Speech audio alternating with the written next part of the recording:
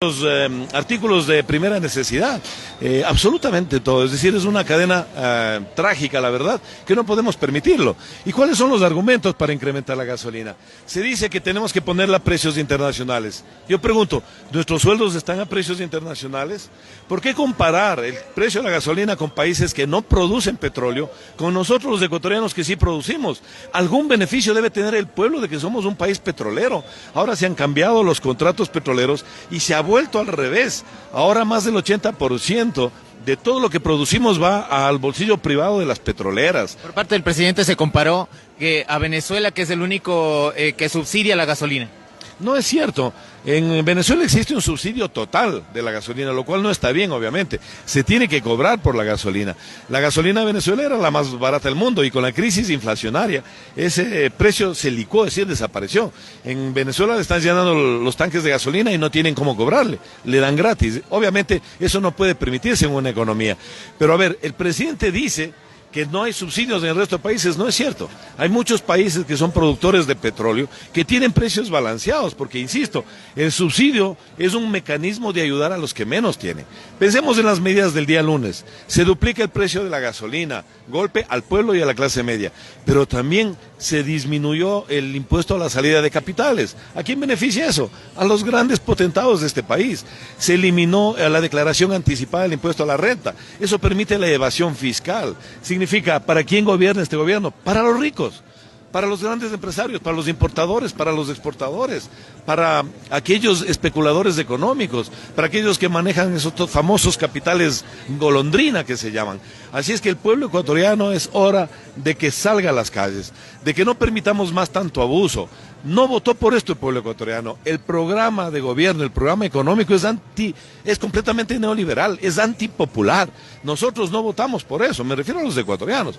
Y esta marcha no es una marcha política de partido alguno. Aquí estamos muchas organizaciones políticas, pero organizaciones ciudadanas, sociales, estudiantes universitarios, he visto a muchos. Nos hemos congregado de diferentes sectores frente a la gobernación.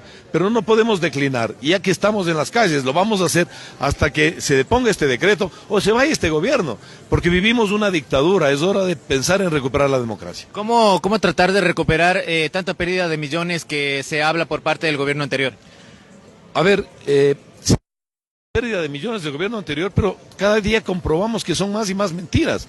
Hablamos de pérdidas del gobierno anterior, pero por donde vamos en el Ecuador tenemos carreteras, tenemos hidroeléctricas, que ahora ya no hay cortes de energía, tenemos hospitales, tenemos escuelas, una inmensa obra pública. Se invirtió en este país, se dejó una mesa servida, se dijo que la deuda externa era de 70.000 millones, falso.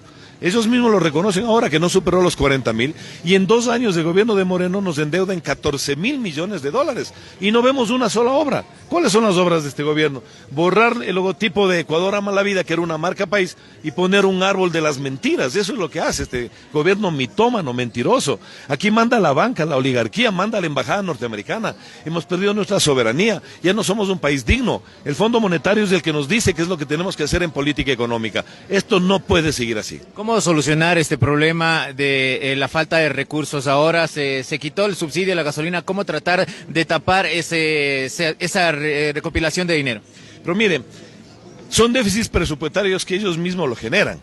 Por un lado, suben la gasolina de los 4.500 millones de dólares que se perdonó a los deudores de la banca, de las petroleras. Es decir, este gobierno perdona las deudas a los ricos y castiga a los pobres. Eso es lo que hace el gobierno de Moreno. No podemos permitirlo.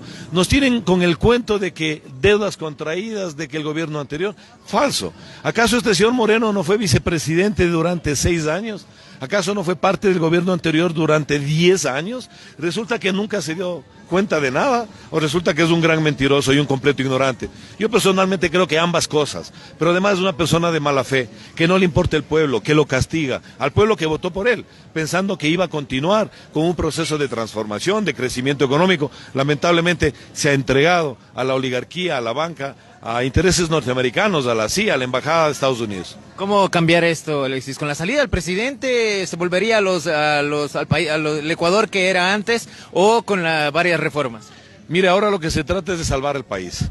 No hablemos de quién será a futuro presidente de este país, pero tenemos que salvar, tenemos que impedir la privatización de las empresas públicas. Se quiere rematar CNT, se quieren rematar las eléctricas a precio de gallina enferma, para que los mismos banqueros, para que los mismos petroleros sean los que compren esas empresas, y lo que ahora nos pertenece a todos los ecuatorianos va a pasar a bolsillos privados. Tenemos que reinstitucionalizar el país, vivimos en una dictadura civil. Si todas las autoridades de control son nominadas a dedo y no son por concurso o por elección popular, tenemos una dictadura. Es una dictadura impuesta por Moreno, por la embajada norteamericana, impuesta por la oligarquía, por la bancocracia. Eso no podemos permitir.